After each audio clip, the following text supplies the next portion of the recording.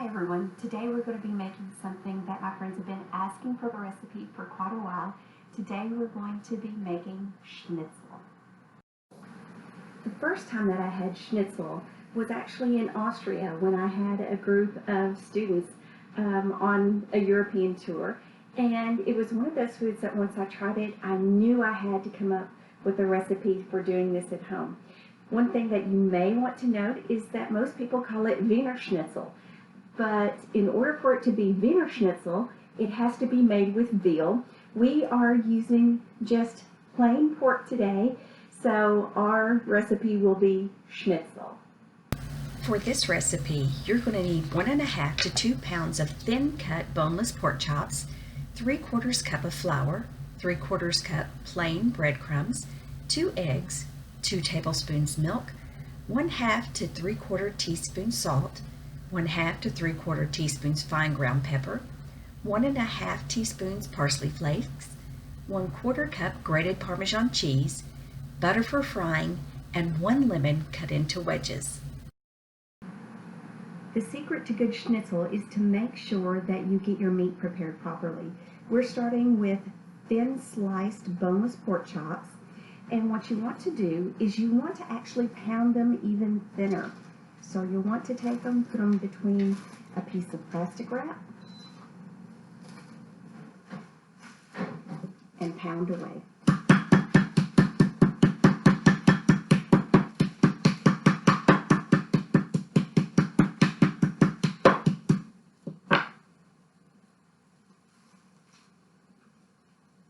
And when they're finished, nice and thin and ready for batter. Okay, to make our breading for our schnitzel, what you want to do is you want to start with 3/4 cup of just regular flour, and you want to put it into a bowl that would be easy just to lay your pork cuts in. And then we have 3/4 cup of just plain breadcrumbs. You don't want to have the Italian flavored ones or anything, you just want plain. And we're going to set those two things aside. And now the very important part.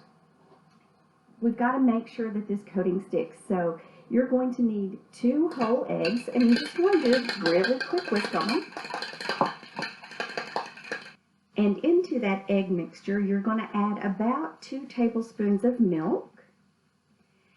And then we're going to add some flavorings. You're going to add 1/2 to 3/4 teaspoon of salt and pepper. Now this time I'm going to use fine ground table pepper, and I'm using sea salt. Go ahead and add that to your egg mixture. You're going to add 1.5 teaspoons of parsley and 1/4 cup of Parmesan cheese, and just give it a good mix.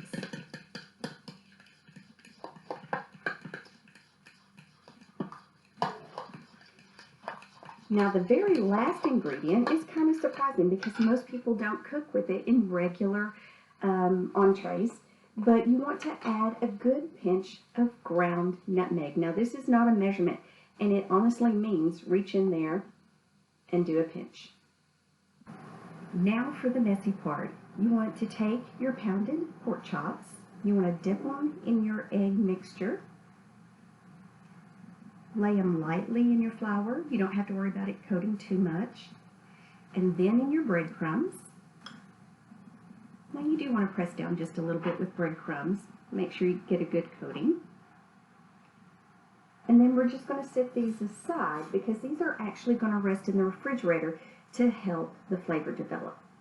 Once you have all of your pork dipped in the egg mixture, flour, and breadcrumbs, then you're just going to let them sit. Now you can allow these to sit in the refrigerator for an hour up to 24 hours.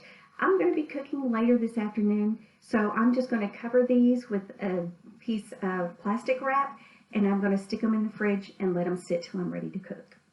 Our schnitzel has been sitting in the refrigerator all afternoon to help those flavors start to develop. Now let's get these things sizzling. We are ready to start cooking our schnitzel, so we want to melt some butter in a cast iron skillet. Once your skillet is hot enough to start melting the butter, but before it starts turning it to a brown color, go ahead and lay your schnitzel in and you will hear that wonderful sizzle.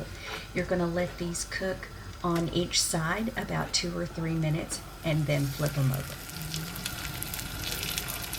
You'll want to continue this with the rest of your pieces. You may need to add some extra little pats of butter in there because you do want it to have a nice buttery surface to cook on. And just remember, you're going to be cooking the pork until it's firm. Because you're cooking in butter, you may end up with a darker brown color in some spots. That's fine. You just want to make sure that the flesh is firm all the way through. With pork, you do not want it to be underdone, so you want to make sure that it's not spongy.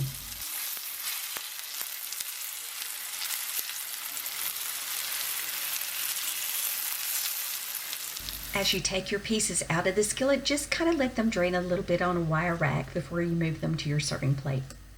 Our schnitzel is done and it is beautifully golden brown. When you serve this, you want to make sure that you cut up some fresh lemon. It sounds strange to put lemon juice on pork, but it really does highlight the flavors. Serve your schnitzel with mashed potatoes and your favorite side vegetable. These pork patties make amazing sandwiches, so you may want to enjoy a schnitzel sandwich. Put it on a pretzel bun. They're fantastic, and this reheats well and the flavors are even more wonderful the next day. If you like these recipes and you would like them to continue, be sure to like, comment, and subscribe. Thanks, guys.